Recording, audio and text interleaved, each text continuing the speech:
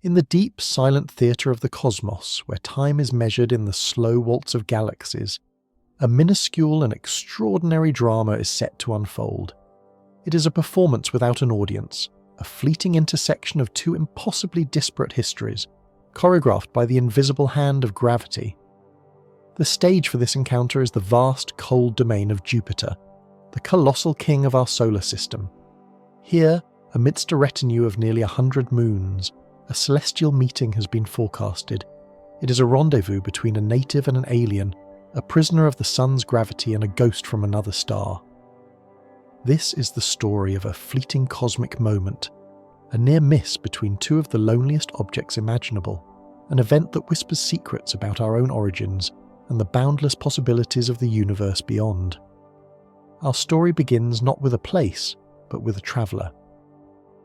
Imagine a shard of ice and rock, no larger than a small mountain, tumbling through the absolute zero of interstellar space. For millions, perhaps even billions of years, it has been a solitary pilgrim journeying through the unending night between the stars. Its home star is a forgotten memory, a faint point of light lost in the stellar tapestry of the Milky Way. This celestial wanderer was born in a nascent solar system far from our own, a leftover piece of world-building from an alien planetary family. It was likely ejected from its birthplace by the gravitational nudge of a giant planet, flung to the void to become a cosmic seed, drifting on the silent currents of the galaxy. Its journey has been one of profound isolation, traversing a darkness so complete and a cold so intense that the very concept of warmth is a foreign language.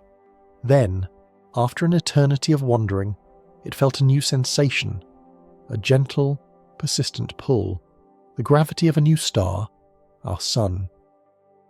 It had drifted into our solar system. For centuries it fell inwards, accelerating silently towards the light. On the 28th of December, 2019, its faint reflected glint was finally captured by a vigilant eye on Earth. Not a human eye, but a robotic one. The Asteroid Terrestrial Impact Last Alert System, or ATLAS, a pair of telescopes in Hawaii designed to scan the heavens for potential threats. This automated sentinel registered a new, faint smudge of light moving against the fixed background of the stars. It was a comet.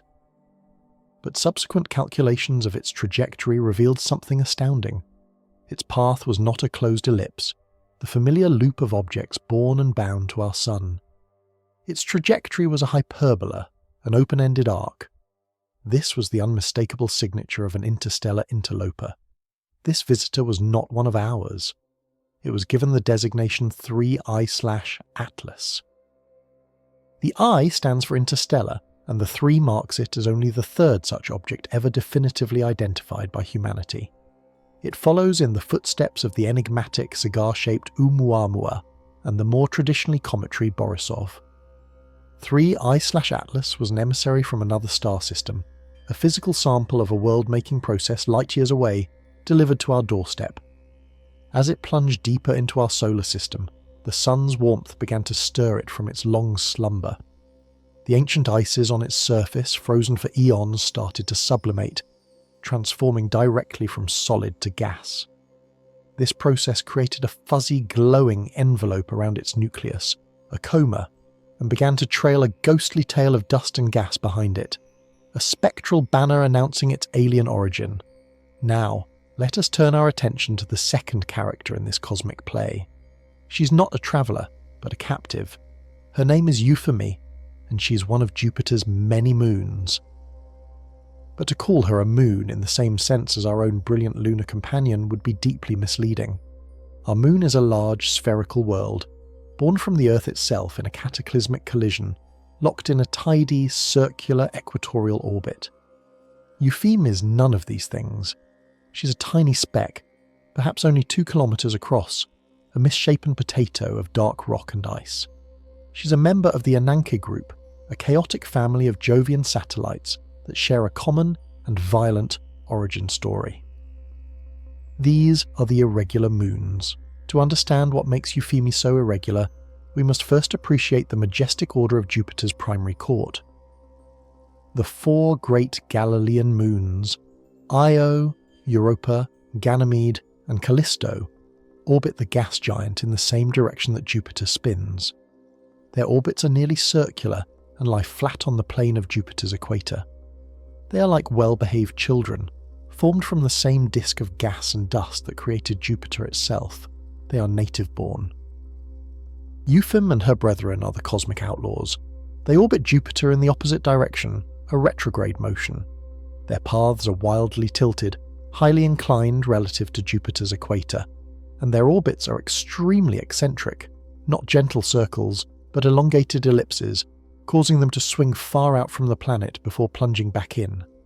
Imagine a grand, multi-lane circular highway with all the cars flowing smoothly in one direction. The Galilean moons are the cars in their proper lanes. The irregular moons like Eupheme are like rogue vehicles driving the wrong way down the highway, on a steeply banked ramp that soars high above and then dives far below the main flow of traffic. This orbital chaos is a clear sign that Eupheme was not born alongside Jupiter. She's an adopted child, or more accurately, a prisoner of gravity. The prevailing theory is that Eupheme was once a small asteroid, or a protoplanetary body orbiting the Sun, likely originating in the primordial asteroid belt or the even more distant Kuiper belt. Billions of years ago, its path brought it too close to the young, gravitationally dominant Jupiter. The gas giant's immense gravitational well acted like a cosmic net. Instead of simply deflecting the small body, Jupiter captured it. The encounter would have been a terrifying ballet of gravitational forces, bleeding the object of its orbital energy until it could no longer escape, forever trapped in a looping, chaotic path around its new master. The Ananke group, to which Eupheme belongs, is thought to be the shattered remains of a single larger asteroid that was captured and then broken apart by a subsequent collision. So, Eupheme is not just a captive, she's a fragment of a fragment, a piece of shrapnel from a cosmic catastrophe that occurred billions of years ago. She's a relic of our own solar system's violent youth, a dark, silent witness to the chaos of planetary formation. Her very existence speaks to the immense power of Jupiter, the great sculptor and gatekeeper of our celestial neighbourhood. And so, we have our two protagonists, 3IATLAS, the interstellar wanderer, an emissary carrying the chemical blueprint of a distant unknown star system, and Eupheme, the captured asteroid fragment, a time capsule preserving the raw materials of our very own solar system from its earliest days. One is a visitor passing through for a brief moment in geological time, destined to be flung back out into the interstellar void. The other is a permanent resident, bound to circle its gravitational master for billions of years to come. Two profoundly different objects, with two profoundly different histories, on a collision course, not of matter, but of proximity. The forecast, calculated by the tireless computers of astronomers, predicts that on September 25, 2024, the comet 3I/ATLAS will make its closest approach to the Moon, Eupheme. What does close mean in the context of the solar system's staggering emptiness? The predicted distance is approximately 1.8 million kilometers. To us, this seems like an enormous gulf. It is nearly 5 times the distance from the Earth to our own Moon.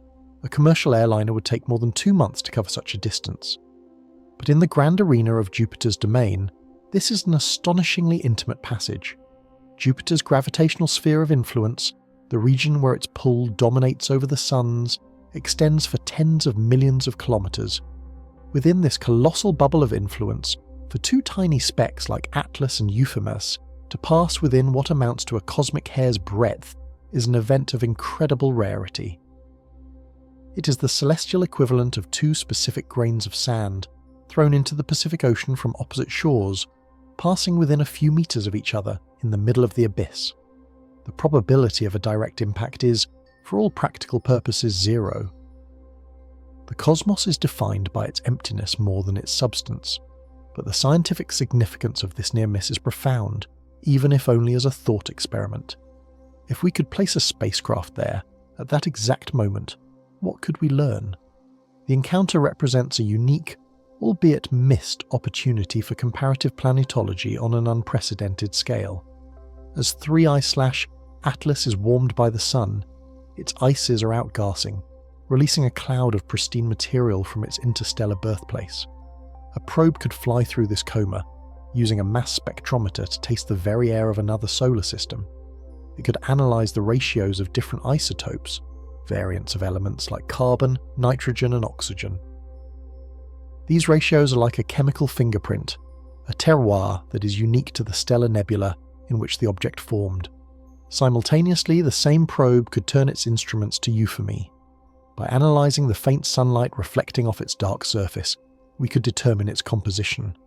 We would expect to find materials common to the outer asteroid belt: carbonaceous compounds, water ice, silicates. These are the building blocks of our own solar system, and in that one location, for one fleeting moment, we could directly compare the building blocks of our home with the building blocks from a neighbour we've never met. Are they the same? Is the chemistry required for planet formation universal?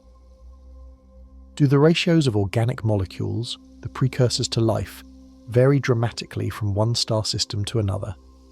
This flyby is a symbolic meeting of two distinct libraries of cosmic information. One volume, Eupheme, tells the story of our local chapter of cosmic history. The other, Atlas, is a page torn from a completely different book, from a library light years away, offering a tantalizing glimpse into a narrative we may never fully read. The gravitational dance itself, though subtle, is also a source of fascination. The comet's trajectory is being powerfully shaped by Jupiter. The gas giant is the true director of this show. As 3IATLAS swings by, Jupiter's gravity is bending its path, acting like a colossal gravitational slingshot.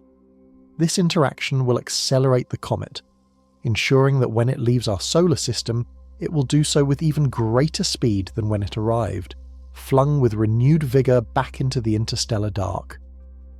The influence of tiny Eupheme on the comet will be virtually undetectable, a gravitational whisper drowned out by the thunderous roar of Jupiter.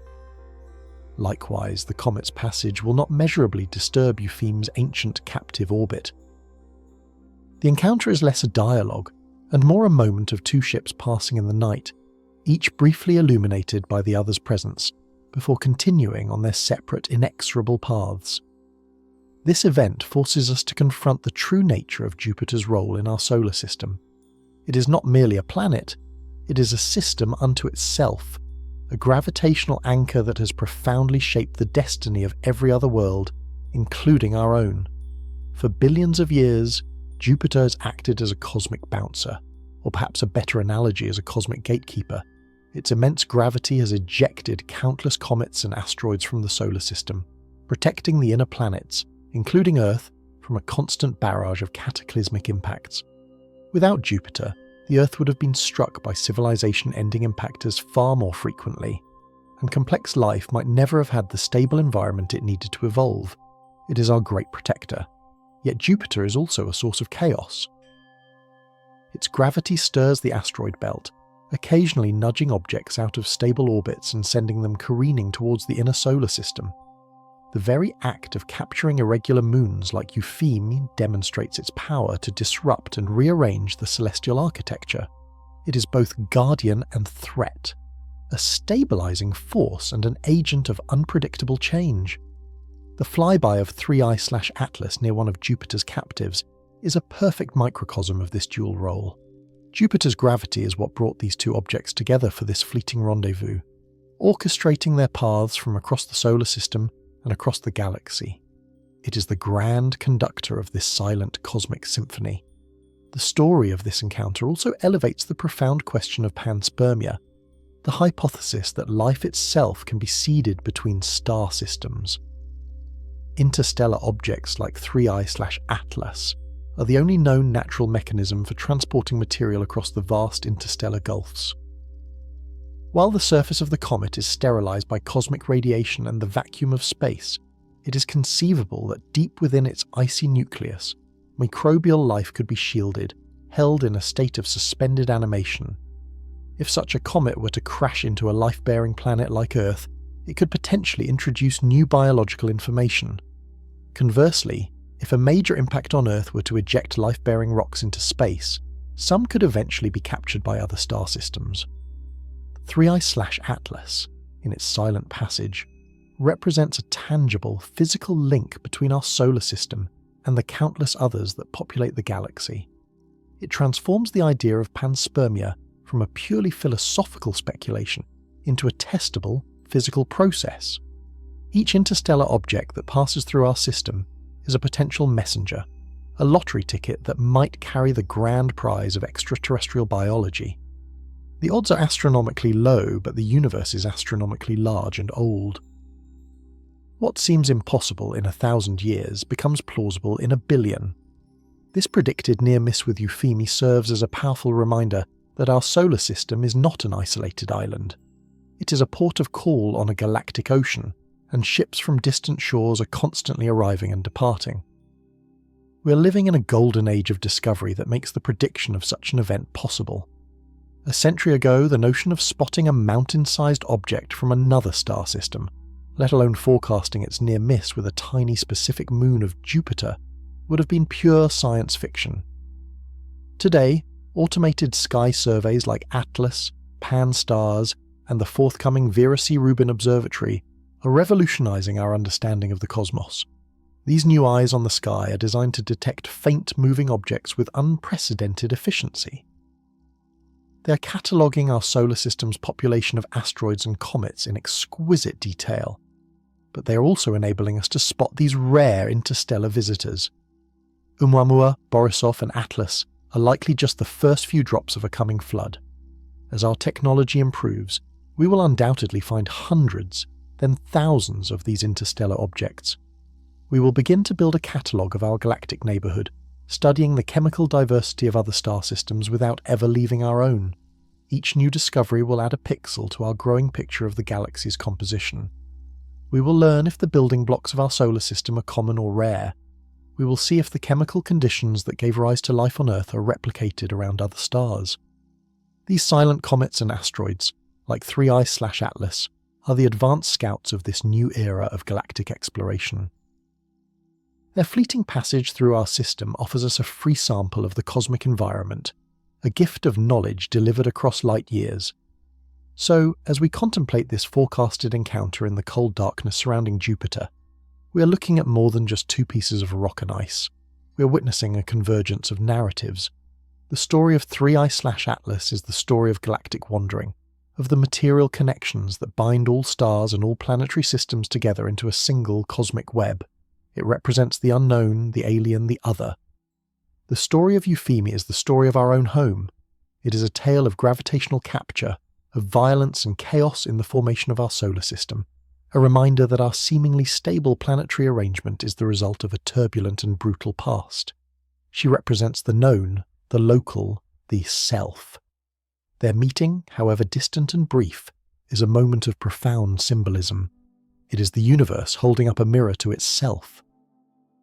It is the captured fragment of our past meeting a transient spectre from a potential future, or from a parallel present happening light years away. The event itself will pass unnoticed. There will be no flash of light, no sound, no discernible change from our vantage point on Earth.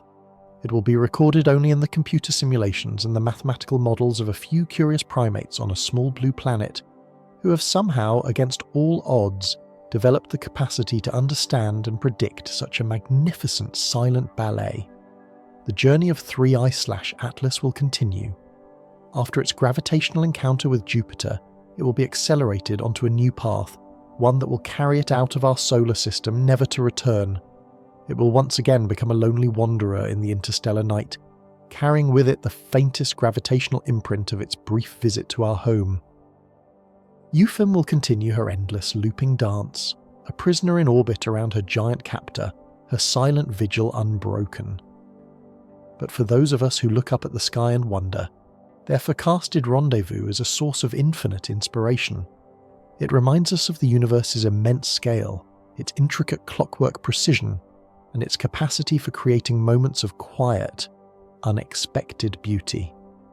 It is a testament to the power of human curiosity, our relentless drive to chart the unknown and to find our place within this vast, mysterious and interconnected cosmos.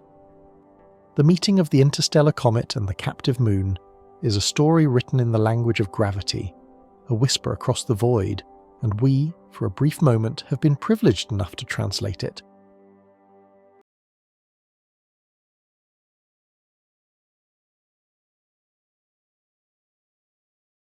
On the high volcanic peaks of Hawaii, the air is thin and bitter, a freezing shroud that clings to the white domes of the Pan-STARRS Observatory.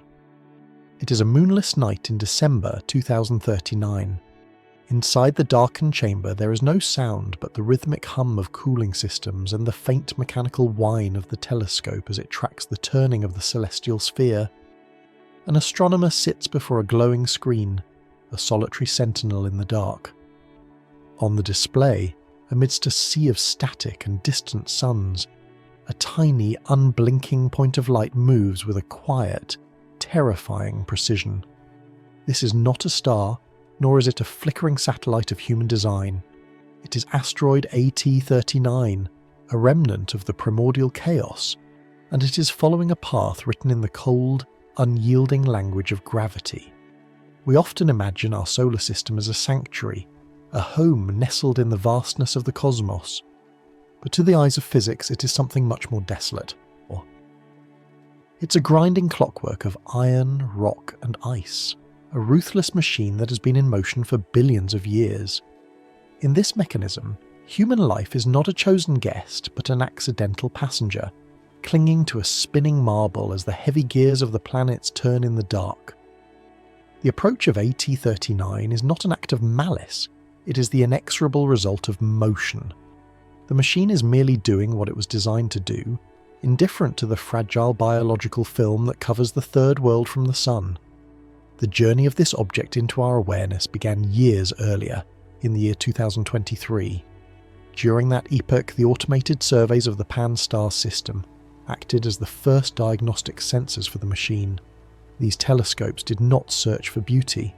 They scanned the abyss for irregularities, looking for any stray piece of debris that might interfere with the smooth rotation of the planetary gears. It was like a master watchmaker peering into a complex gearbox and identifying a single loose tooth. When AT-39 was first catalogued, its luminosity and distance were entered into the cold equations of celestial mechanics. To the universe, these were merely variables in a vacuum, data points in a ledger that has no column for mercy. The detection did not ripple through the cosmos, the stars did not blink. The void remained silent, for the universe does not feel the approach of a catastrophe, it only calculates it. As the years progressed, the geometry of the encounter began to tighten. By late 2039, the asteroid was approaching a gravitational keyhole, a precise and invisible notch in the gear of the Earth's orbit. Gravity is the invisible transmission fluid that moves these massive bodies, a force that binds the sun to its planets and the planets to their moons. If a T-39 passes through this microscopic window in space, the mathematics of a future collision become locked, a final click in the mechanism that ensures a later impact. It is a cosmic symphony played on instruments of stone and vacuum, where the timing must be perfect to the millisecond. We watch as the object drifts toward this threshold, realizing that the very laws of motion that gave us a stable home are the same laws that now threaten to unravel it. Within this machine, even the smallest forces contribute to the final tally. We must consider the Yarkovsky effect, a phenomenon where the uneven heating from the sun acts as a microscopic thruster upon the asteroid's surface. Sunlight is not merely warmth. In the vacuum of the void, it is a physical force, a gentle but persistent pressure that nudges the rock.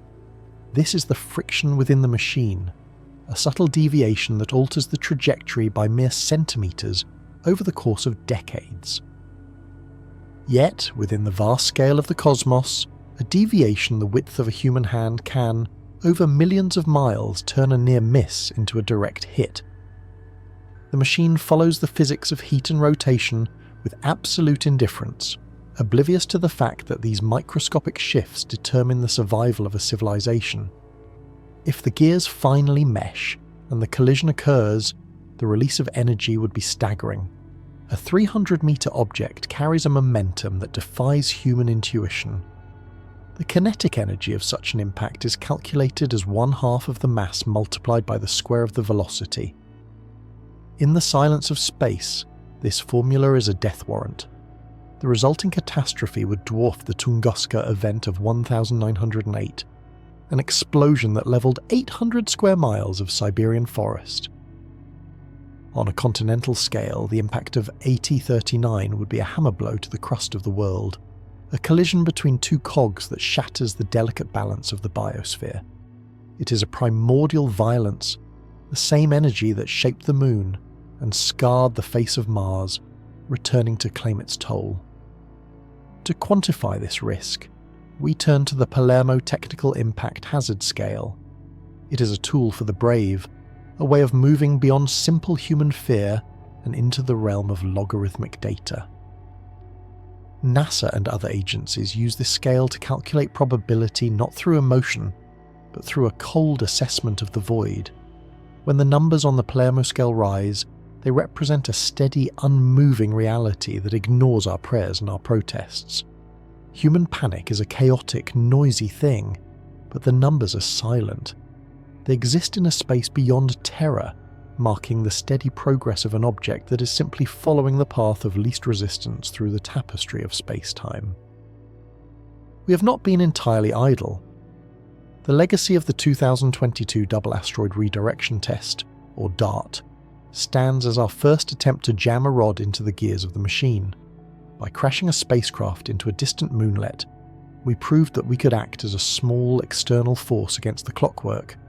A kinetic impactor is a desperate nudge, a tiny provocation intended to alter the trajectory by the smallest fraction of a degree. But to succeed, we require years of lead time, a decade of preparation to read the machine's manual and find the right place to strike. We have built sentinels in the dark, probes and telescopes that attempt to ignite a spark of hope against the inexorable motion of the abyss. Yet we must confront the hardest truth. The cosmos is indifferent. The universe is not trying to punish humanity, nor is it testing our resolve. It is merely completing a rotation.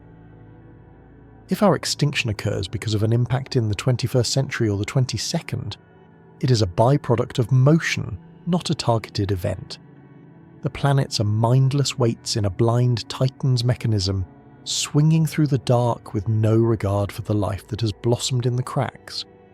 When a star dies or a world is shattered, the abyss does not mourn. It simply continues to expand, a vast and silent ocean where the laws of entropy ensure that every machine must eventually run down. We are but microscopic organisms clinging to a wet rock, yet we are something more. We are the witness. We are the only entity within this cold machine that has learned to understand the mathematics of its own destruction. Our ability to predict the impact of AT-39 is not a sign of our weakness, but a spark of awareness that transcends the mechanical. We are the conscious part of the clockwork that has realized it is being ground down, and in that realization, we find a strange, lonely dignity. We look out into the void and see not just the gears, but the beauty of the movement itself. In the far future, millions of years after AT-39 has either missed our world or left a crater as its only monument, the machine will continue to turn. But even the great engine of the solar system is not eternal. Eventually the sun will swell and die. The planets will drift or be devoured, and the gears will seize up in the final cold embrace of the heat death of the universe. The symphony will end in silence.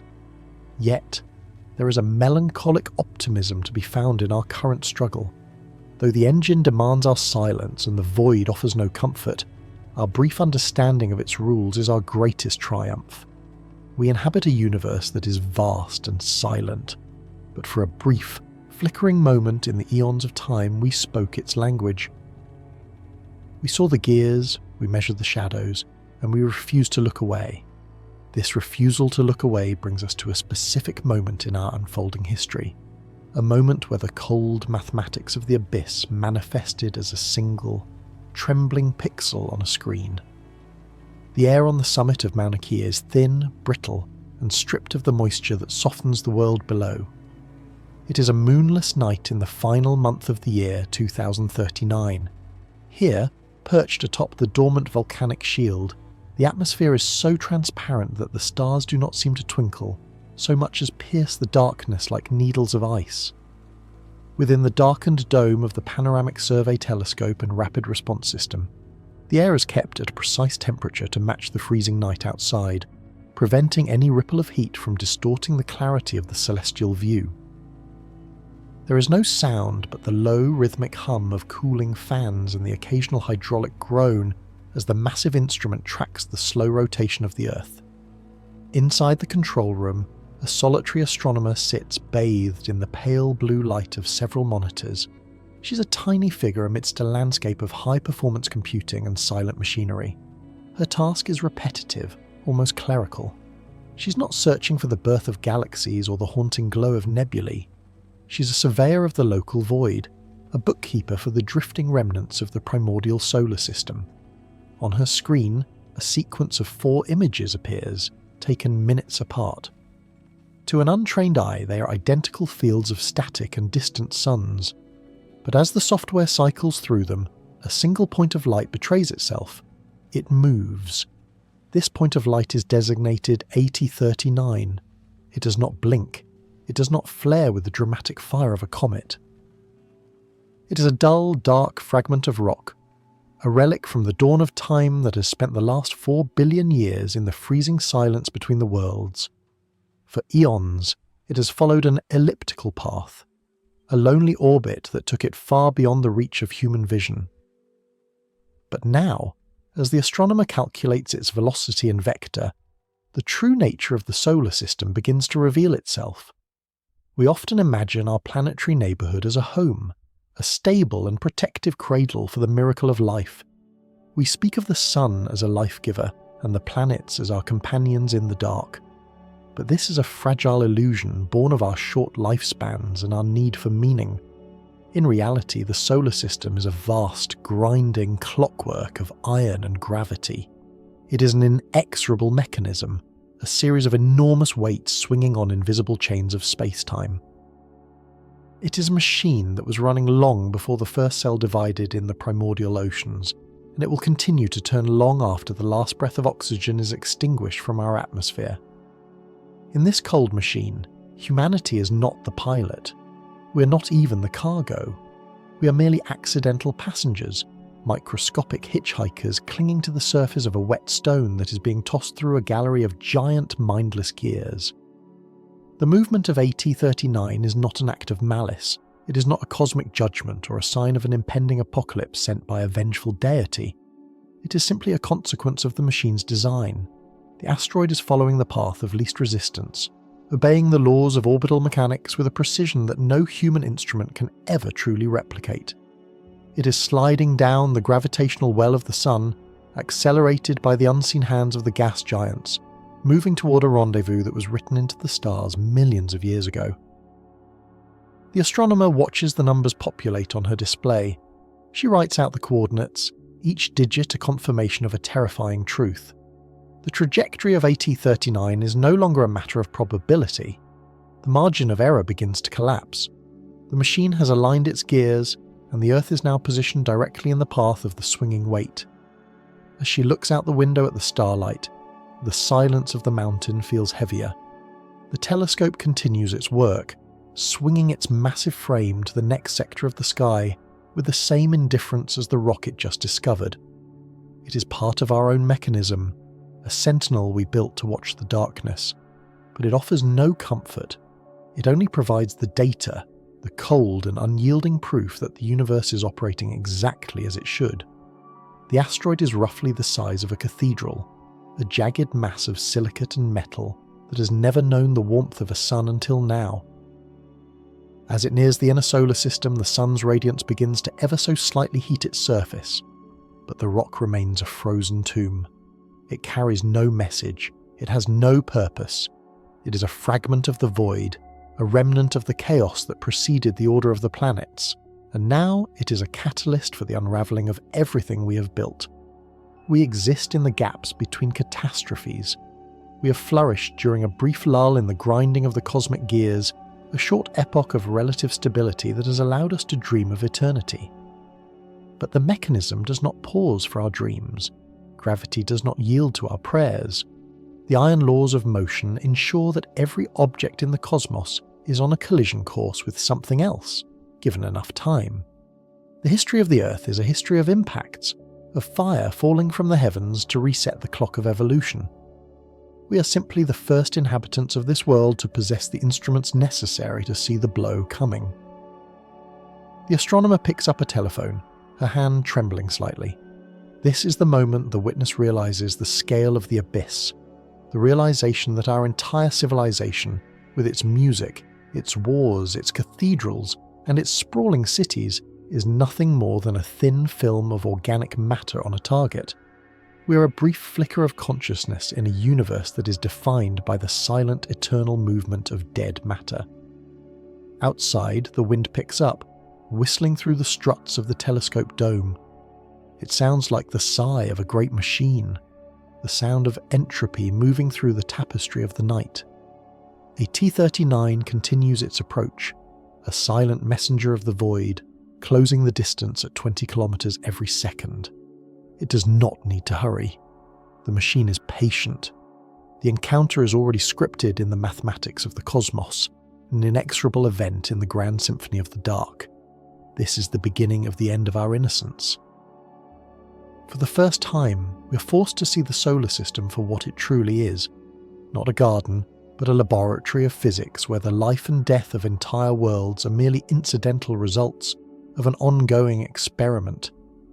We are looking into the maw of the abyss, and for once, the abyss is looking back through the lens of a telescope on a cold mountain in Hawaii. The countdown has begun, not because a clock was set, but because the gears of the universe have reached their next rotation. The silent approach of December 2039 marks the moment we truly understood our place in the mechanism. We are the observers of our own potential oblivion, the only part of the machine that knows it is about to be struck. The hand that holds the telephone belongs to a species of dreamers, but the eyes that first witnessed the coming storm were not made of flesh and blood. On the high volcanic peak of Haleakala, the automated sensors of the Pan-STARRS facility do not sleep, nor do they wonder. They are the peripheral nervous system of a burgeoning planetary consciousness, a web of glass and silicon designed to scan the velvet dark for anything that dares to move against the backdrop of the eternal stars. These telescopes are not searching for beauty, and they are not seeking a dialogue with the divine. They are diagnostic sensors, monitoring the health of a machine that has been running for 4 billion years. In the month of October, in the year 2023, the machine flagged an irregularity. To understand the nature of this discovery, one must envision the solar system not as a collection of worlds, but as a colossal interlocking gearbox. For eons, the gears have turned with a rhythmic mathematical certainty. The planets trace their paths, the moons follow their masters, and the vast majority of the debris left over from the dawn of time remains trapped in the predictable orbits of the belt between Mars and Jupiter. But the mechanism is not perfect. Entropy is the silent companion of every structure in the cosmos. Over millions of years, the gravitational influence of the gas giants can act like a slow, persistent grinding, nudging a fragment of rock out of its designated track. The discovery in 2023 was the identification of a loose tooth in the cosmic gearbox. The automated survey did not scream. It did not feel a chill of dread. It simply recorded a series of pixels that moved across the frame in a way that defied the established order. The software, a cold and unfeeling logic gate, recognized that this specific point of light was not a star, nor was it one of the known inhabitants of our local neighborhood. It was something new, or rather, something very old that had finally stepped into the light. This was the moment the diagnostic sensor registered a fault. The data was transmitted from the mountaintop to the servers, a silent pulse of information that carried within it the potential for total oblivion. The luminosity of the object was the first variable entered into the equation. In the language of the void, brightness is a proxy for scale and distance. The rock reflected a fraction of the sun's light, a dim glint against the absolute black. By measuring this faint radiance, the astronomers could begin to calculate the mass of the intruder. It was not a mountain, but it was large enough to be a catastrophe. It was a fragment of the primordial chaos, a remnant of the era before the Earth was born, now cast into a trajectory that would bring it into the path of the world. The distance was the second variable. Hundreds of millions of kilometres away, the object was a mere speck, a ghost in the machine. But in the grand symphony of the dark, distance is an illusion that is slowly unravelled by the inexorable march of time. The automated surveys do not see the object as it is, but as a series of vectors in a four-dimensional tapestry. They map the curvature of its flight, projecting its path forward through the centuries. And as the computers in 2023 chewed through the numbers, the results began to converge on a single terrifying truth. The universe does not feel. It does not care that a collection of sentient organisms has built a civilization on the third rock from the sun. The detection of this asteroid was not a warning from a benevolent creator. It was merely the result of a physical system operating according to its own internal laws. The Pan-STARRS facility is a part of that system, a mechanism built by the inhabitants of the Earth to predict the movements of the larger machine. We have reached a stage in our evolution where we can finally hear the grinding of the gears, and we've realised that the gearbox is starting to fail. We often speak of the cosmos as a majestic and harmonious place, a celestial dance of light and gravity. But the discovery of 2023 reveals a different reality. The universe is a ruthless machine, and we are the accidental byproducts of its operation. The asteroid is not an enemy. It is a component of the mechanism that has been jarred loose. It follows the same laws of motion that keep the Earth in its orbit and the Moon in its phase. It is a part of the architecture of the void, as indifferent to our existence as a falling stone is to the grass it crushes. The luminosity, the velocity, the orbital inclination, these are the cold constants of our reality. They are not negotiable.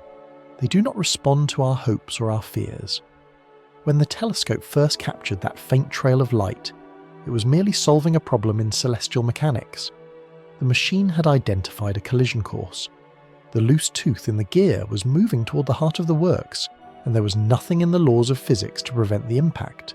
The history of our species has been defined by our attempts to impose meaning on the silent darkness.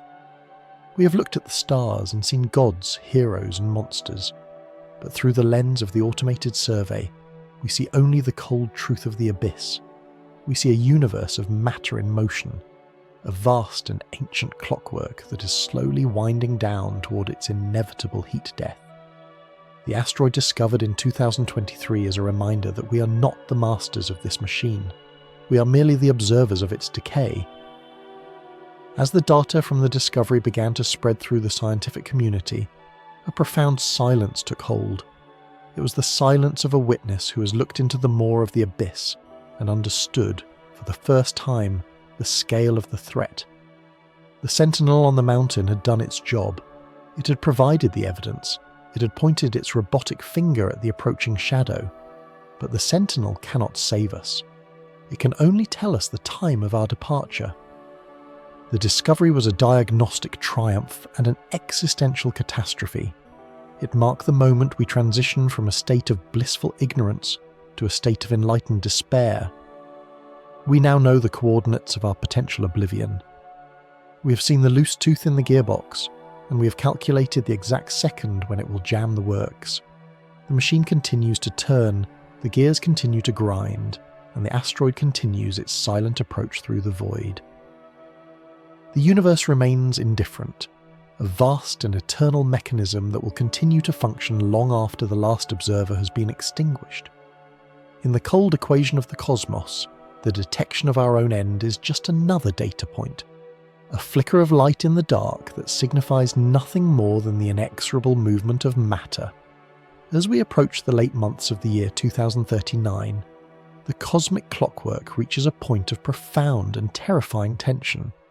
To understand the peril we face, one must look beyond the visual spectacle of a falling star and peer into the invisible architecture of the heavens. The universe does not operate on whim or malice.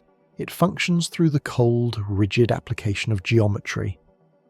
In the vast reaches of the void, where the silence is absolute and the cold is eternal, the movement of every celestial body is governed by the curvature of space itself.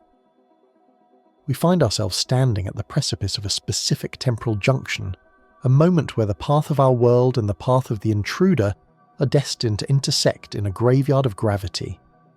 In the language of the machine, this intersection is known as a gravitational keyhole. It is a precise notch in the massive gear of the Earth's orbit, an invisible window hanging in the blackness of the abyss.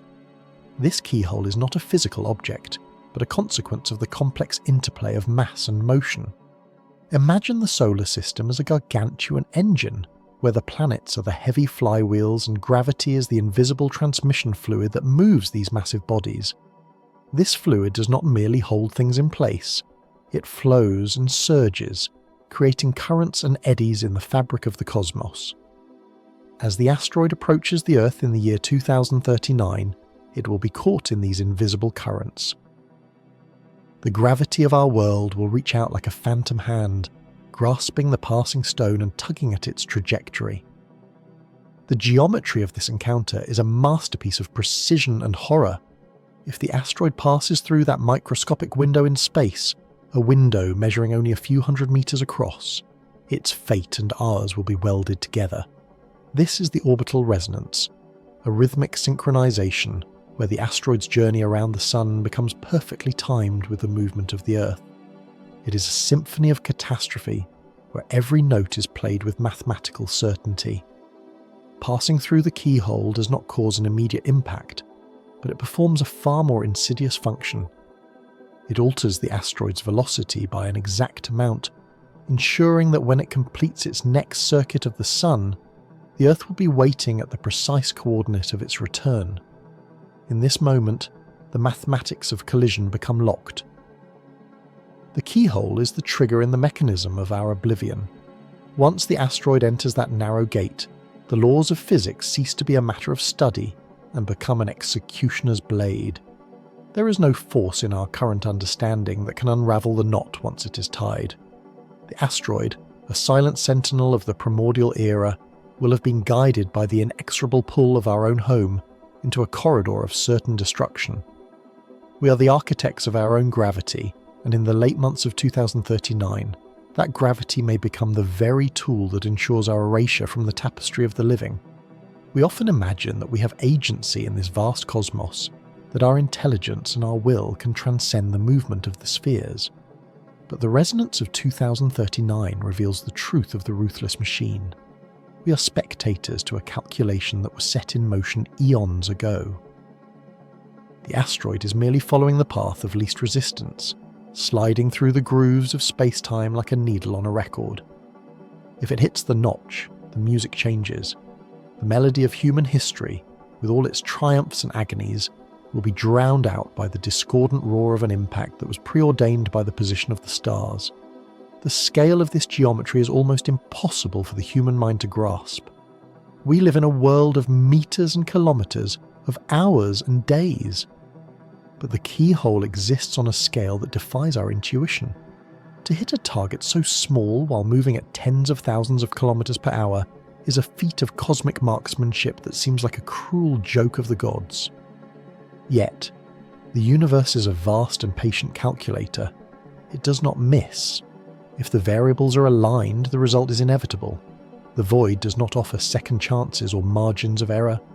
It offers only the cold reality of the equation. As we look toward that pivotal epoch, we must recognize that the Earth is not a fortress. It is a fragile vessel moving through a shooting gallery of ancient remnants. The gravity that gives us life, that holds our atmosphere to our skin and keeps us tethered to the ground, is the same force that acts as the transmission fluid for our potential ruin. It is the very mechanism that will draw the predator into the heart of the village. The symphony of the spheres is not a song composed for our benefit. It is the sound of a machine that has been grinding for billions of years, indifferent to the sparks that fly when its gears occasionally jam. In the silence of the laboratories and the quiet halls of the observatories, the scientists watch the data points flicker. They see the approaching shadow, and they calculate the width of the keyhole to the decimal. They are the witnesses to the unravelling. They see the gear teeth moving toward the notch. There is a profound melancholy in this knowledge, to see the catastrophe approaching and to understand exactly why it cannot be turned aside by hope alone. We are learning the grammar of the abyss, and we are finding that it is written in the language of an inexorable geometry.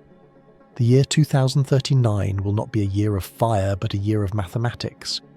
It will be the moment we learn if the lock has been turned. If the asteroid slides through that narrow aperture, the countdown to our departure begins in earnest. The resonance will be established, the gears will be engaged, and the countdown to the final impact will be etched into the very fabric of our orbit. We will continue to turn, the sun will continue to rise, and the seasons will continue to change. But we will be living in the shadow of a locked equation. We will be the inhabitants of a world that has already been weighed and measured by the cold hand of the cosmos, and found to be in the path of the machine. This is the beauty and the terror of the universe we inhabit. It is a place of absolute order and absolute indifference. The geometry of the keyhole is a reminder that we are part of a larger system, a primordial mechanism that does not recognize our borders, our cultures, or our names. It recognizes only mass, velocity, and the curvature of the void. As the asteroid nears its first encounter, we are forced to confront the reality that our existence is a flicker of light in a vast and darkening room. The machine continues its inexorable work. The transmission fluid of gravity continues to flow, and we wait to see if the notch in the gear will catch, bringing the symphony of our species to a silent and eternal end. Yet even as we gaze into the abyss and attempt to map the trajectories of our own potential oblivion, we find that the clockwork of the cosmos is far more intricate than the simple tug of gravity. There is a ghost in the machine, a subtle and silent hand that pushes against the cold stone of the wandering remnants. It is not the violent collision of worlds or the sudden flare of a supernova, but a microscopic friction that arises from the very light that sustains our existence. We often think of sunlight as a warm embrace, a gentle radiance that fuels the green life of our valleys and the blue clarity of our oceans.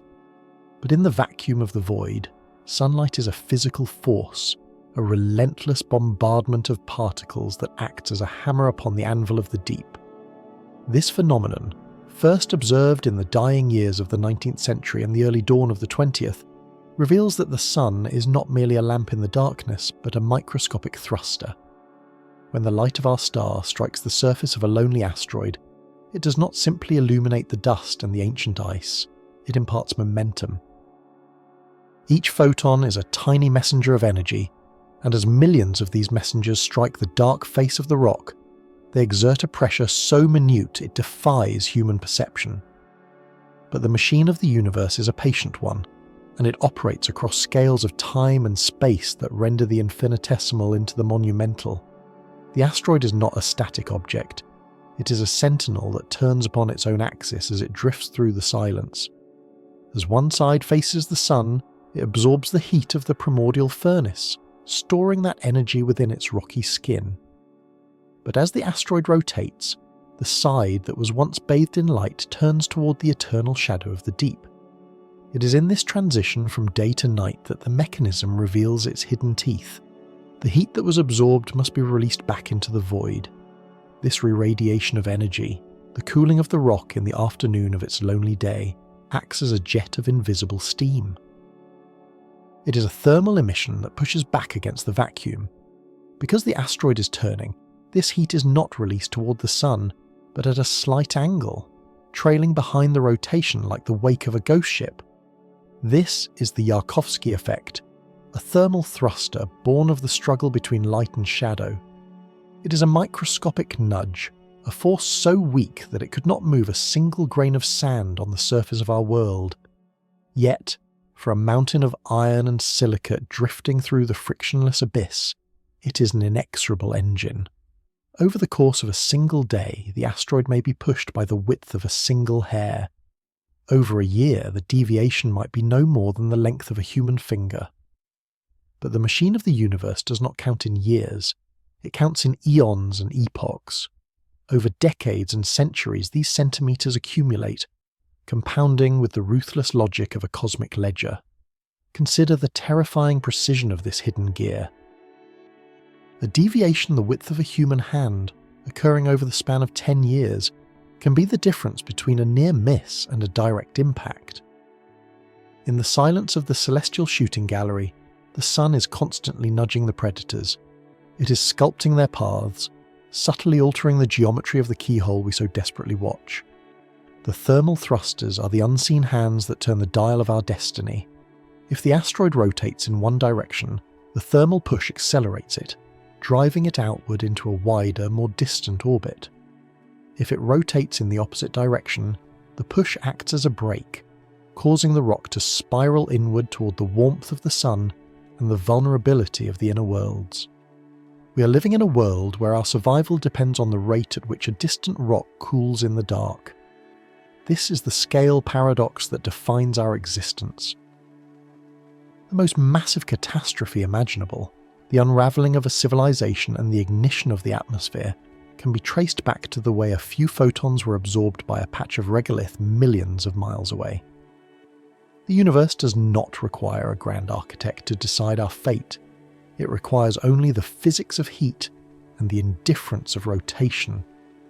The machine follows these laws with a cold and silent majesty. It does not care if the thermal push sends the asteroid into the empty void or into the heart of a populated continent. It only cares that the equation is balanced. As we look toward the year 2036 and the subsequent return of the shadow in 2068, the scientists in their quiet halls must account for this microscopic friction. They must measure the rate of rotation, the colour of the rock, and the way it holds its heat. They are trying to read the mind of the machine by observing the smallest of its movements. There is a profound sense of fragility in this realization. We are tethered to a planet that is itself a passenger in this thermal symphony, and our future is being written in the margins of a ledger we have only just begun to understand. The abyss is not empty. It is filled with the pressure of light and the resonance of heat. Every stone in the asteroid belt is a silent engine, breathing in the sun and breathing out the cold radiation of the deep. This is the tapestry of the cosmos, a web of forces both immense and invisible. The gravity of the giants provides the structure, the architecture of the orbits, but the light of the sun provides the texture, the subtle shifts that determine whether the gear teeth will mesh or bypass one another. We are the witnesses to this process, the conscious observers of a mechanism that has no consciousness of its own. In this context, the asteroid is no longer just a falling rock. It is a manifestation of the ruthless machine. It is a projectile being guided by the very light that gives us life. The sun, which we worship as the progenitor of our species, is the same force that provides the fuel for the celestial thrusters that may one day bring our journey to an end. This is the melancholic optimism of the cosmic perspective, to understand that we are part of a system so grand and so precise that even the smallest heat signature matters. We are not separate from the void. We are subject to its every whim, its every microscopic friction, and its every silent law. As the asteroid continues its long journey toward its appointment with the Earth, the sun will continue to beat upon its surface. The thermal engines will continue to fire invisible and relentless. The centimetres will continue to pile up one by one, decade after decade, until they become the kilometres that define our salvation or our ruin. The machine does not hurry, and it does not hesitate. It simply grinds on, the gears of light and shadow turning in the dark, indifferent to the sparks of consciousness that watch from the blue marble below, waiting to see if the hand of the sun will push the shadow away, or draw it into a final, eternal embrace. When the invisible hands of the sun and the subtle friction of the light have finished their work, the abstract calculations of the mathematicians transition into the brutal reality of the physical world. The asteroid is no longer a ghost in the telescope or a probability in a ledger. It becomes a concentrated vessel of potential oblivion. To understand what happens when such a sentinel of the void reaches the end of its journey, we must look into the heart of the ruthless machine and examine the calculus of the impact. The catastrophe is not born of malice, but of a simple, inexorable law of motion that governs every grain of sand and every burning star in the cosmos. Consider an object 300 meters in diameter. In the scale of the solar system, it is a mere speck of dust, a fragment of primordial debris left over from the chaotic birth of our planetary neighbourhood. But in the scale of our fragile existence, it is a mountain falling from the sky. This 300-metre monolith carries within it a terrifying quantity of kinetic energy, a force that has been accumulating over eons of silent travel through the abyss. This energy is the currency of the universe, and when the asteroid meets the Earth, the debt must be paid in full, with the planet itself acting as the ledger. The physics of this moment are governed by a formula of haunting simplicity, a mathematical decree that dictates the magnitude of the coming ruin. To find the energy release of such a collision, the machine requires only two variables. The kinetic energy is defined as 1/2 of the mass multiplied by the square of the velocity. There is a silent, lethal elegance in this arrangement. While the mass of the rock, the 300 meters of iron and stone, is immense, it is the velocity that truly empowers the catastrophe. Because the velocity is squared, every increment of speed adds a disproportionate weight to the blow. If the speed of the asteroid doubles, the energy of the impact does not merely double, it quadruples. This is the ruthless logic of the square, a mathematical lever that elevates a simple collision into an event of planetary significance. As the asteroid enters the atmosphere, it is moving at tens of thousands of kilometers per hour. At these speeds, the air does not behave like a gas, it behaves like a solid wall. The 300-meter object, this remnant of the ancient world, compresses the atmosphere before it, creating a cushion of plasma that burns with a light brighter than 1,000 suns. The energy, calculated as 1/2 of the mass multiplied by the square of the velocity, begins to convert from the energy of motion into the energy of heat and pressure. This is the moment where the gears of the cosmos finally mesh with the gears of our world. Imagine the Earth and the asteroid as two colossal cogs in a primordial machine. For billions of years, these cogs have turned in the dark, their paths occasionally crossing but their teeth never touching. But now, the timing is perfect. The alignment is precise. As the asteroid descends, it is like a rogue gear being forced into a clockwork mechanism that was never designed to receive it. The geometry of the impact is not a smooth blending of motion, but a violent shearing of the fabric of the environment. The teeth of the gears do not fit, they shatter. They grind against one another with a force that vaporizes rock and liquefies the crust. The machine does not stop, it simply consumes the smaller gear, absorbing its energy and redistributing it across the face of the globe. To find a comparison for such a moment, we look back to the year 1908, to a remote region in Siberia known as Tunguska. On that June morning, a smaller visitor from the void exploded in the atmosphere, flattening 80 million trees over an area of 2,000 square kilometers. The shockwave was felt across continents, and the night skies of Europe were illuminated for days by the dust of a disintegrated world. Yet, the object at Tunguska was perhaps only 60 meters across. The object we now contemplate is 300 meters.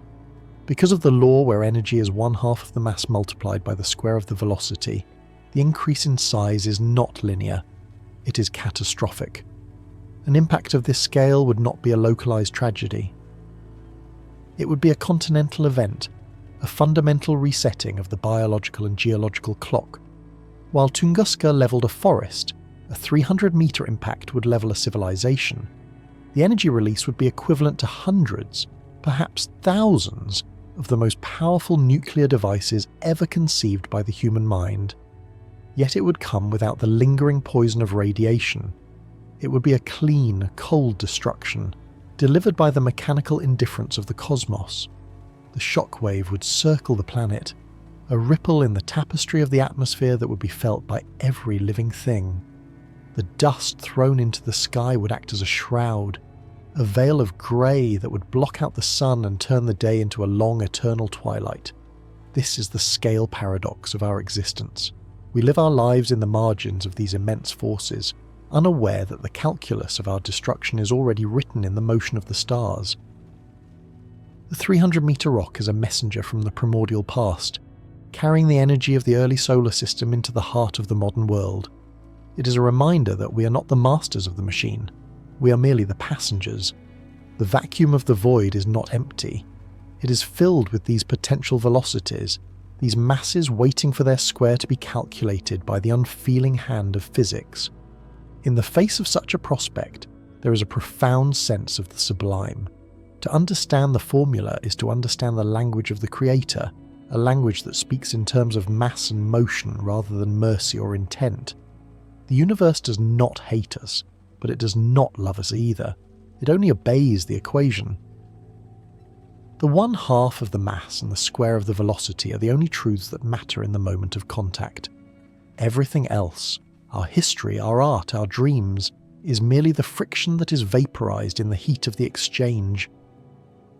As we look up at the silent stars, we are looking at a field of potential impacts, a vast gallery of cogs turning in the dark. Each one is a mathematical certainty waiting for its moment to mesh with the Earth. We are the witnesses to this grand, terrifying symphony, the only part of the machine that has developed the ability to see the gears and understand the weight of the blow. This is our burden and our wonder, to know that we live in a universe of such vast and lethal precision, where the simple square of a velocity can unravel the work of eons in a single, blinding heartbeat of light and fire. The machine turns, the gears align, and we wait in the shadow of the 300-meter sentinel, watching the sky for the moment the calculus of the impact becomes the history of our world. But human emotion is a poor instrument for measuring the infinite. Where we feel terror, the universe only feels the weight of its own momentum. To the sentient mind, the prospect of a 300-meter rock descending from the heavens is a nightmare of fire and shadow, but to the cosmos, it is merely a minor correction in the distribution of matter. To bridge this gap between our fragile perception and the cold reality of the void, we have constructed a new language. We have sought to turn our fear into a value, to translate the vast and lethal choreography of the solar system into a series of silent, unmoving numbers. This is the birth of the Palermo Technical Impact Hazard Scale, the ledger of our potential oblivion. Before this mechanism existed, we struggled to articulate the gravity of the threat. We spoke in generalities and vague approximations of doom. But the universe does not operate on generalities. It operates on the inexorable precision of physics. In the year 2002, a group of researchers sought to refine our understanding of the abyss. They realized that a simple scale of 1 to 10 was insufficient to capture the true nature of cosmic risk. They needed something that could account for the vast spans of time and the varying degrees of probability that define our existence in the gallery of the stars. They created a logarithmic scale, a mathematical ladder where each step represents a tenfold increase in the weight of the catastrophe. The Palermo scale is not a tool for the faint of heart. It is a cold assessment of the void, a way for the human mind to stare into the abyss without blinking. It does not care about the beauty of our cities or the depth of our sorrows. It only cares about the background frequency of impact and the specific probability of a single event. It compares the risk of a specific asteroid to the constant white noise of the cosmos, the steady rain of dust and stone that has fallen upon the Earth for billions of years. To have a Palermo value of 0 is to say that the risk is exactly equal to the background hazard of the universe. To have a positive value is to indicate a threat that rises above the primordial static, a signal of impending disaster that demands our attention. In the sterile, quiet rooms where the National Aeronautics and Space Administration tracks the movement of the Sentinels, there is no room for the screaming pulse of the survival instinct. There are only the screens, the data points, and the logarithmic values. When a new object is discovered, it is not met with panic, but with the systematic application of the formula. The scientists look at the mass, the velocity, and the passage of years until the potential impact. They calculate the likelihood that this specific gear in the machine will mesh with our own. This is the quantification of the threat, the process of stripping away the layers of human drama to reveal the skeletal truth of our vulnerability. We often find comfort in numbers, believing that by naming the monster, we can somehow tame it. We think that by assigning a value of -2 or -5 to a potential impact, we have pushed the darkness back.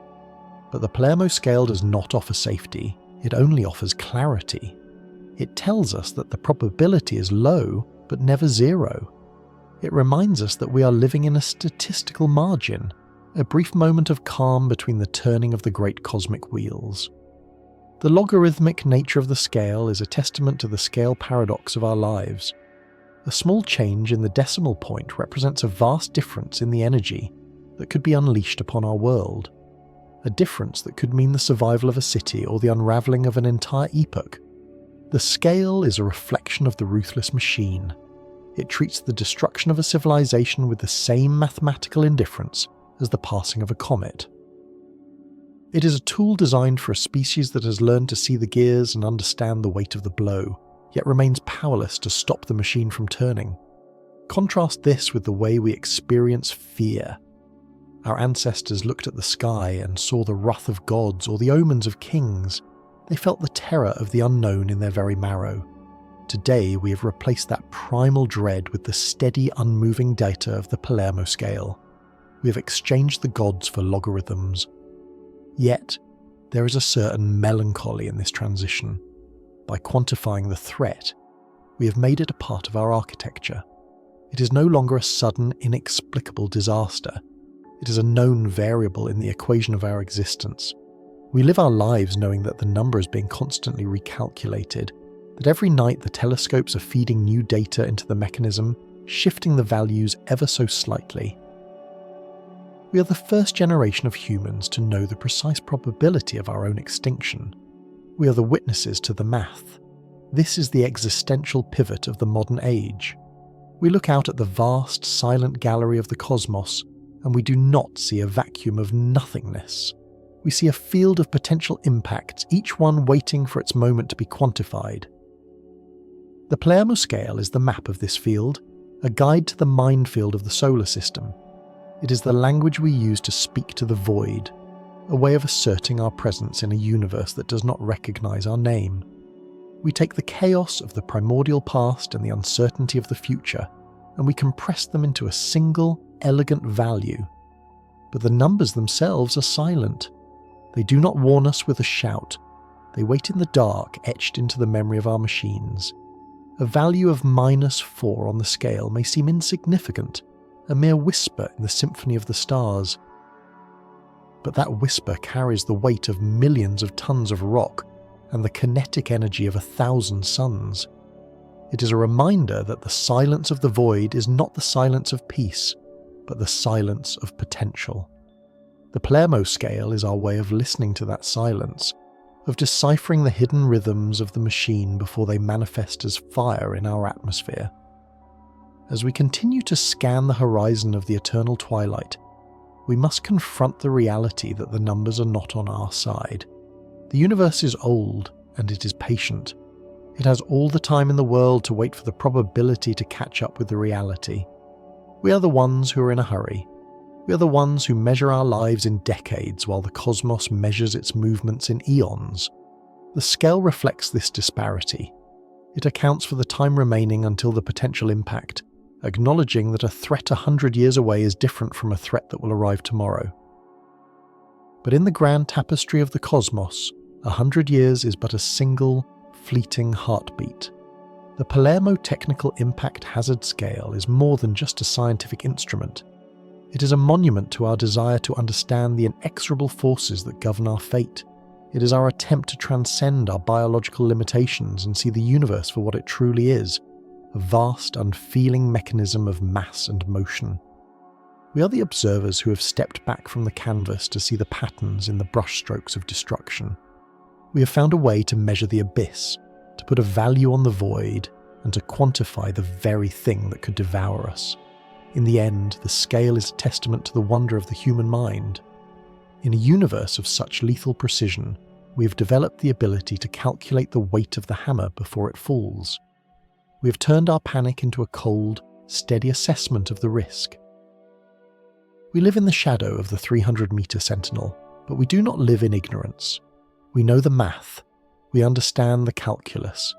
and as we watch the numbers flicker on the screens in the quiet of the night, we are reminded of our place in the symphony.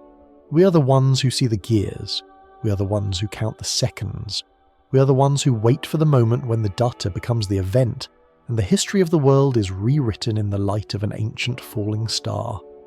But calculation is merely the prelude to intervention. To know the weight of the hammer is one thing. To reach out and catch the handle as it falls is another entirely. For eons we were the silent witnesses to the celestial mechanism, watching as the vast and indifferent clockwork of the cosmos ground everything in its path to dust.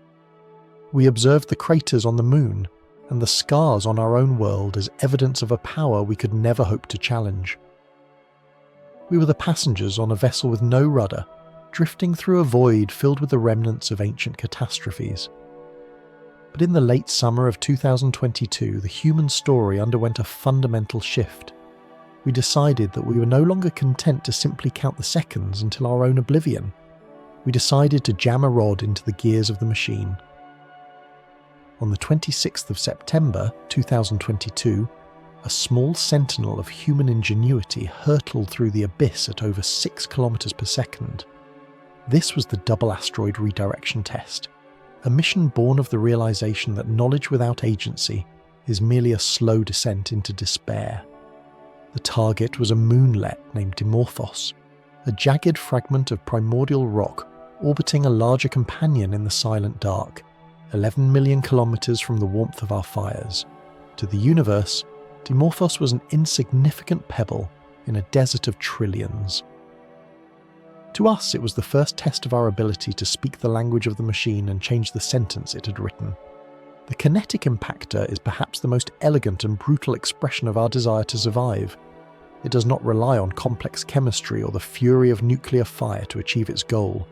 Instead, it utilizes the cold, inexorable laws of physics that have governed the cosmos since the dawn of time. It is a simple exchange of momentum, a nudge delivered with the precision of a surgeon and the force of a falling mountain. By slamming a spacecraft into a celestial body, we're not attempting to destroy it. We're attempting to edit its future.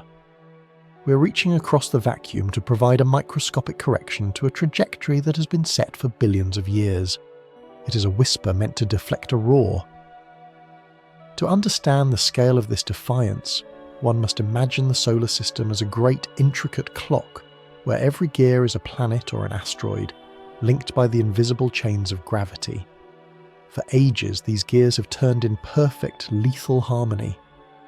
An asteroid on a collision course with Earth is simply a gear performing its assigned function.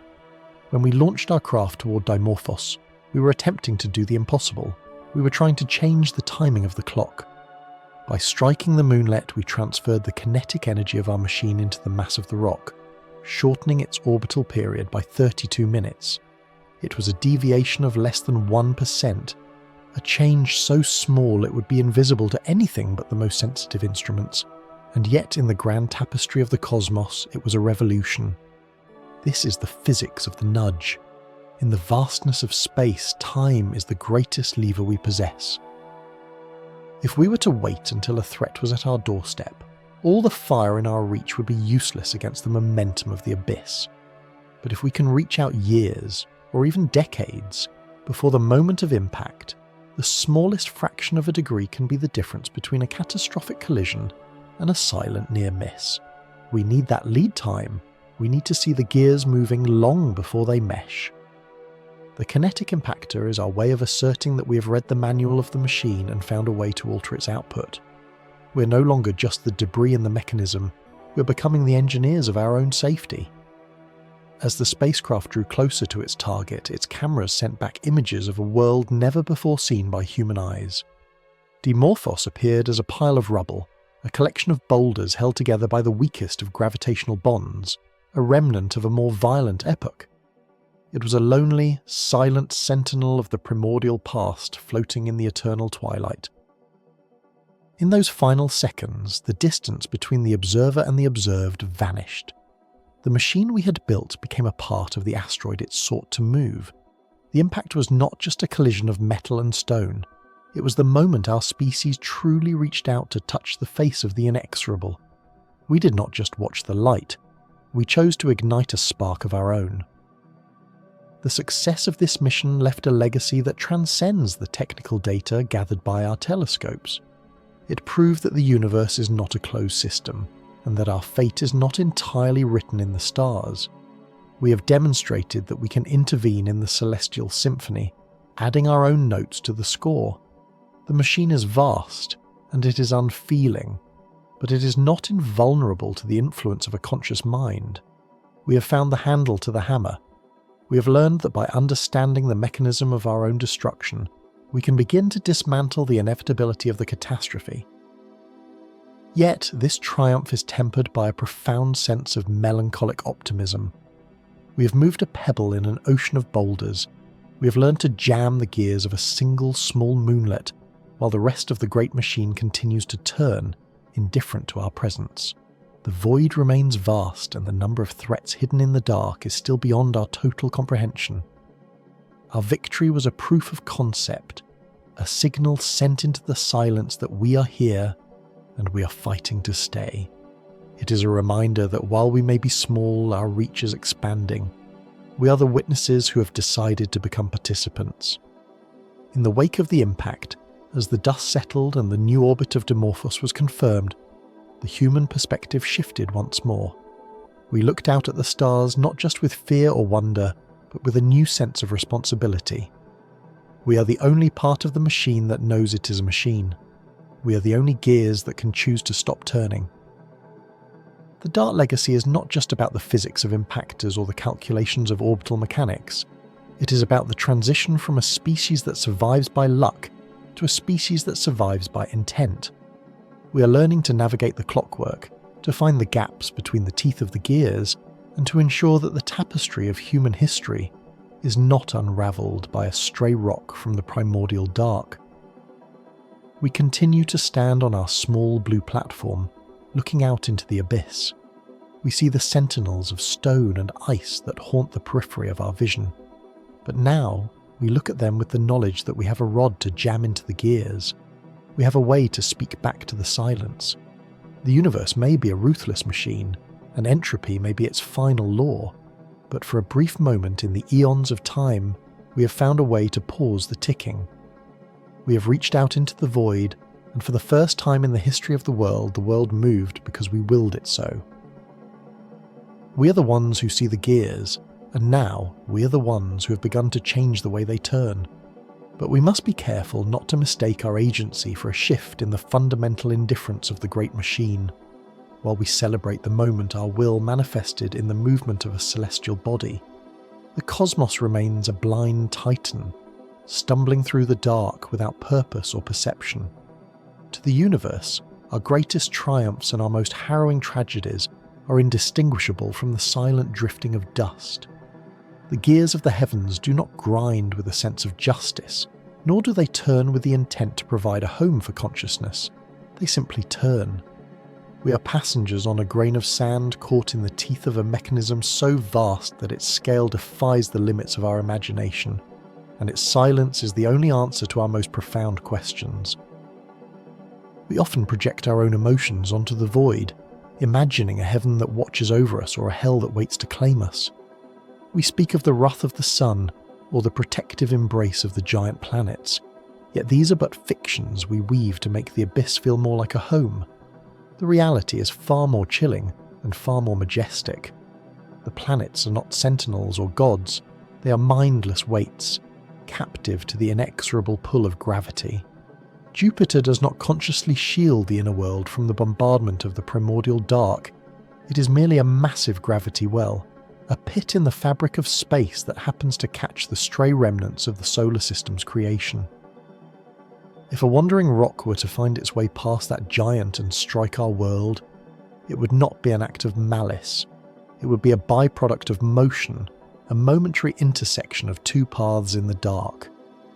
The universe is not trying to punish us. It is merely completing a rotation. This is the ruthlessness of the cosmic machine. It operates on the principle of entropy, a slow and steady unravelling of all order and all heat. The stars do not ignite to provide light for our eyes. They burn because the laws of physics demand that compressed hydrogen must fuse and scream into the vacuum.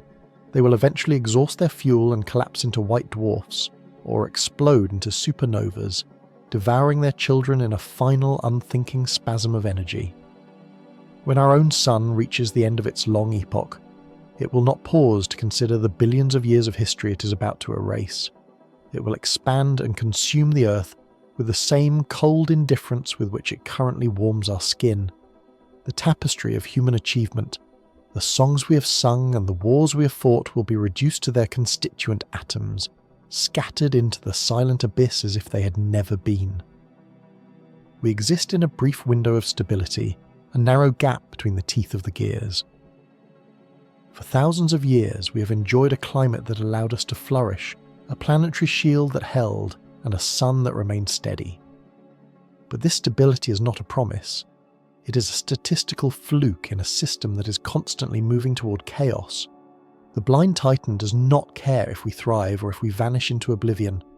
If our species were to be extinguished tomorrow by a solar flare or a drifting comet, the stars would continue to shine with the same cold brilliance. The galaxies would continue their outward flight, and the great clock of the cosmos would not skip a single second. Our extinction would not be a catastrophic failure of the system, it would be a natural outcome of its operation. There is a profound loneliness in this realization. To look out into the abyss and see not a face, but a mirror of our own insignificance, is to confront the true scale of the void. We are a biological anomaly, a brief flicker of awareness in a universe that is otherwise dead and unseeing. The mechanism of the cosmos is ancient, dating back 13,800,000,000 years, and it will continue for trillions more after the last human breath is drawn. We are but a microscopic occurrence in a single corner of one galaxy, among hundreds of billions of others. The scale paradox tells us that while we feel our lives are of infinite importance, to the macrocosm we are less than the shadow of a shadow. Yet, it is within this very indifference that we find the source of our greatest dignity. Because the universe does not care, our caring becomes the only thing that matters. Because the void is silent, our voices are the only sound of meaning. We are the only part of the machine that has developed the capacity to feel the cold and the wonder of the dark. We are the ones who give the eons their names and the stars their stories. The blind titan may move with an inexorable force, but it does not know where it is going. We, however, can see the path. We can observe the mechanism, calculate the weight of the planets, and understand the laws that govern the decay of matter. We are the witnesses who have emerged from the mud of a small world to look the abyss in the eye and refuse to be cowed by its vastness. Our survival is not a right granted by the heavens. It is a task we must perform for ourselves. We must navigate the clockwork with precision, finding the gaps where we can build a future that the universe never intended for us. We have learned to ignite our own lights in the darkness, and to build our own sentinels to watch the horizon. We are the only gears in the machine that can choose to change our frequency. While the rest of the cosmos follows the path of least resistance toward the ultimate heat death and the silence of the eternal void, we are the ones who struggle against the current. We are the ones who insist on order in a landscape of increasing entropy. As we look toward the future, we must carry this understanding with us. The universe is a cold machine, but it is also a stage upon which we can play out a drama of our own making. We are the ones who define the value of our existence. If we are to transcend our primordial origins and survive the eventual catastrophe of our sun's death, it will not be because the universe spared us. It will be because we used our understanding of the mechanism to escape its grasp. We are the orphans of the cosmos, abandoned by a creator that never existed, left to wander a vast and unfeeling house. But in that abandonment, we have found our freedom. We are not bound by a divine plan. We are limited only by our own imagination and our ability to manipulate the forces of the abyss. The blind titan continues its march, unheeding and eternal. The planets continue their mindless orbits, and the stars continue to burn through their fuel in the silent dark. But on this one small world, The lights are on. We're awake, and we are watching the gears turn. We know that the void is waiting to reclaim us, but until that day comes, we will continue to speak into the silence. We will continue to build, to learn, and to reach out into the primordial dark. We are the conscious heart of a cold machine, and for as long as we endure, the universe is no longer entirely blind. It sees itself through our eyes, and in that brief, flickering moment of awareness, the abyss is no longer just a void. It is a home for as long as we can keep the gears from crushing us. To understand our place in this vast, unfeeling mechanism, we must first look down at the ground beneath our feet. For hundreds of millions of years, this world was nothing more than a silent, damp stone hurtling through a radiation-choked vacuum. We are, in the most literal sense, microscopic organisms clinging to the thin, fragile crust of a wet rock. We are a biological film, a brief and shimmering dew that has formed on the surface of a cooling cinder. To the cosmos, our existence is a rounding error, a fleeting chemical anomaly that occurs in the quiet corners of an ordinary galaxy. The universe does not breathe. It does not feel the warmth of the suns it ignites, nor does it mourn the cold death of the worlds it devours. It is an inexorable machine of gravity and entropy, a clockwork of such staggering proportions that our entire history occupies less than a single tick of its celestial gears. Yet, within this crushing scale, something impossible has occurred. The machine has begun to look at itself. We are the witnesses, the only entities within this primordial dark that have learned to decipher the math of our own destruction.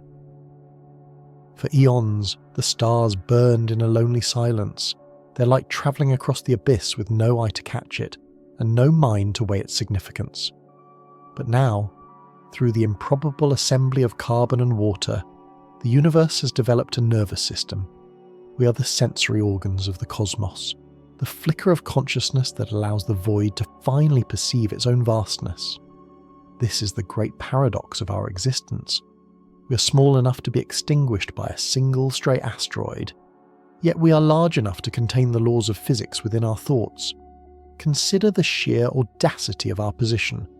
We stand upon a planet that is one among 8, orbiting a star that is one among 400 billion, in a galaxy that is one among 2 trillion.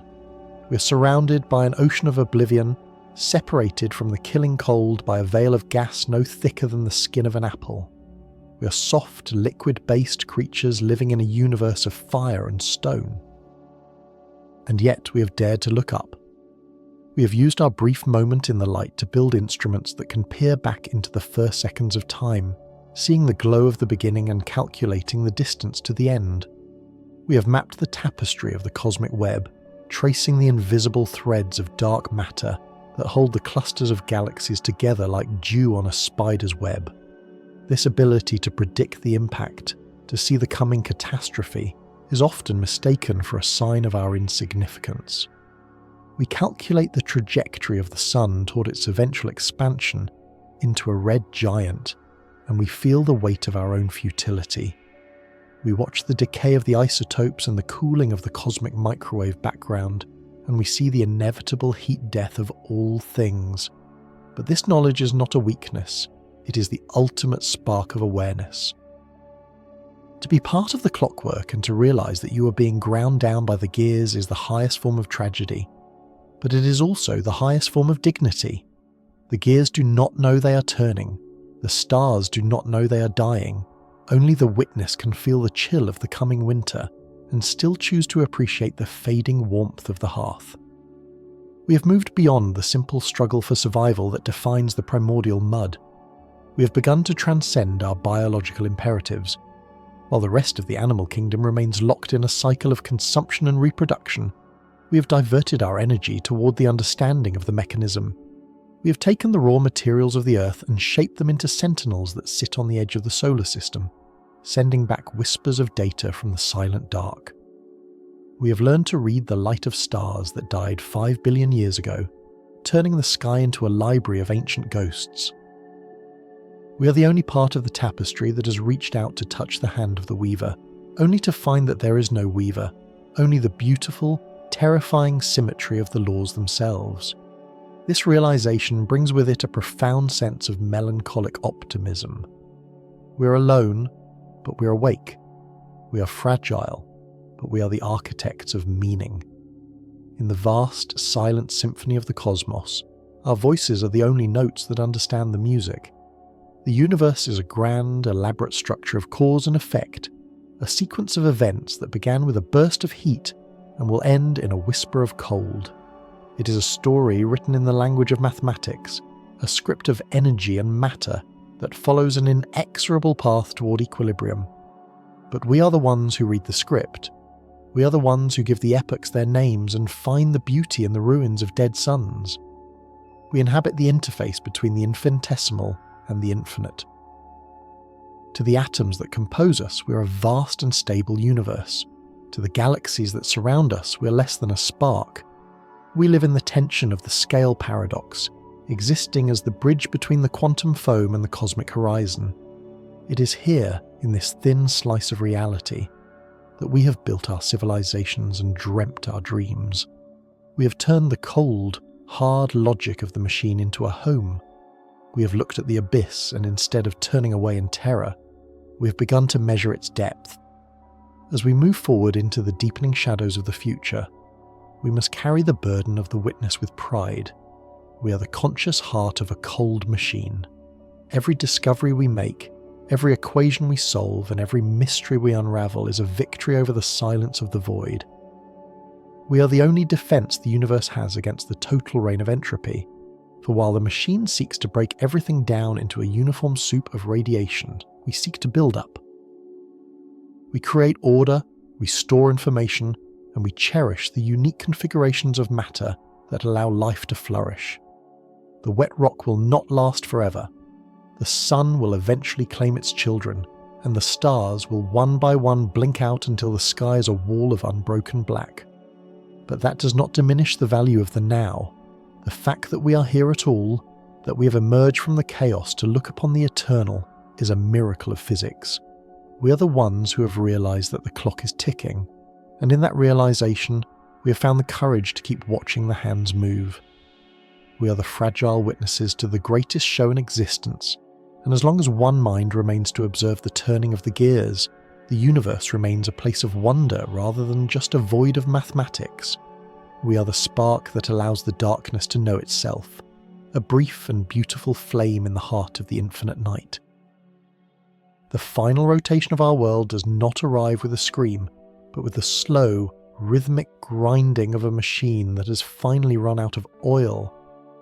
Whether the asteroid known as AT-39 found its mark or drifted harmlessly into the black is a question that matters only to the brief inhabitants of the present.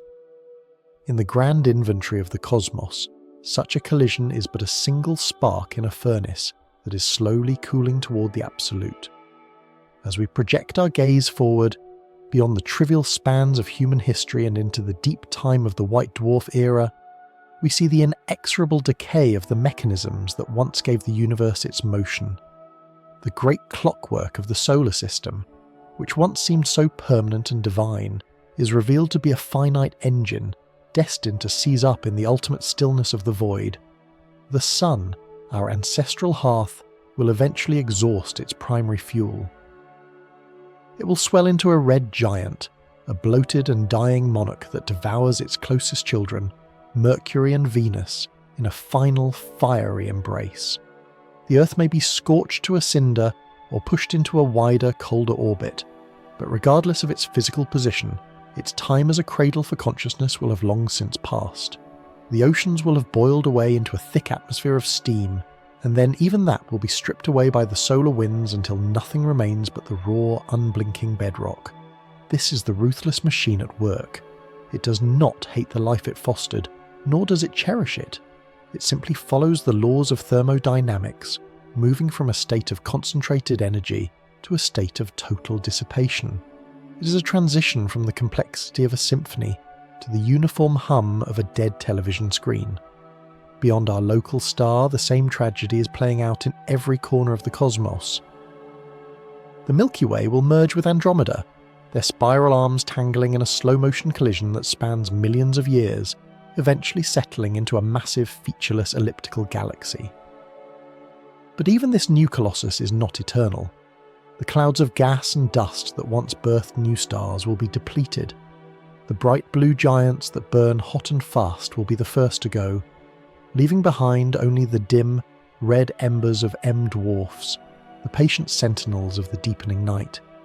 These stars will cling to their heat for trillions of years, huddled in the darkness like the last survivors of a shipwreck, until they too flicker out. The tapestry of the night sky, once vibrant and crowded with light, will unravel thread by thread until the abyss is all that remains. We must imagine the universe billions of years from now as a vast, dark chamber where the gears have begun to rust. The expansion of space, driven by a force we barely comprehend, will have carried other galaxies far beyond our cosmic horizon. Any future observer born in this era would look up at a sky that is completely black, devoid of any hint that a greater universe ever existed. They would believe themselves to be alone in an infinite void, a single island of dying light in a sea of oblivion. This is the scale paradox at its most cruel. As the universe becomes larger, it becomes emptier, and the information that once connected us to the primordial past is erased by the stretching of light itself. The memory of the beginning is lost in the pursuit of the end. Eventually, even the atoms themselves may begin to fail. If the proton, the very foundation of matter, has a finite lifespan, then the solid ground beneath us will eventually dissolve into radiation. The mountains, the ruins of our cities, and the bones of our ancestors will evaporate into the vacuum. The only remaining structures will be the black holes, those dark hearts of dead galaxies that have devoured everything within their reach. For eons beyond counting, they will be the only things left, slowly leaking their mass back into the void through a process of quantum evaporation so slow it defies human language. They are the last remnants of the machine's great hunger, and when the last black hole finally vanishes in a microscopic pop of energy, the universe will reach its final state, heat death. In this state of maximum entropy, no more work can be performed.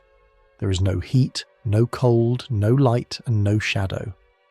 There is only a uniform, tepid soup of particles, spread so thin that a single electron might wander for 1 trillion miles without ever encountering another.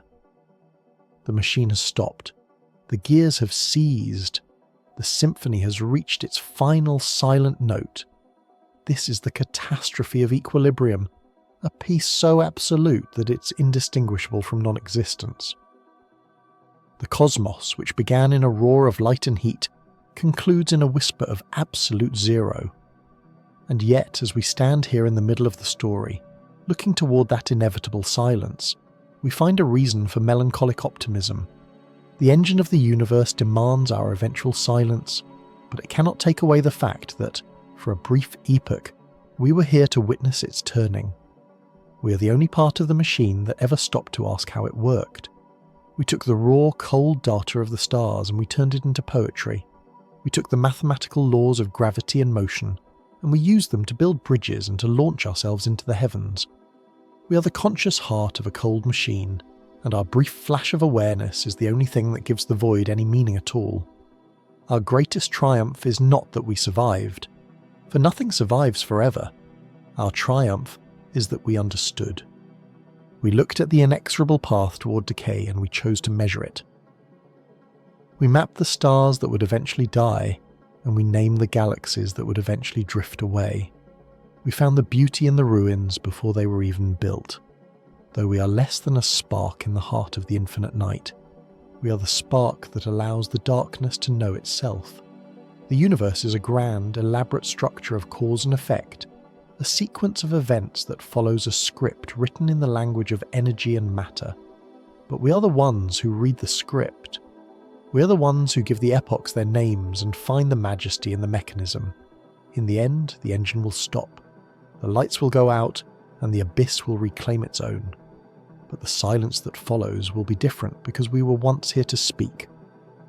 For a brief, shining moment in the history of time, the universe was not just a collection of particles and forces. It was a place of wonder, of love, of terror, and of curiosity. It was a place where a small, fragile species on a wet rock looked up at the vastness and dared to say, "I see you. The universe is silent, and it will be silent again for an eternity." But for a brief moment we spoke its language. We understood the music of the spheres, and in that understanding we became eternal in a way that the cold gears of the machine could never be. We were the witnesses, and that is enough.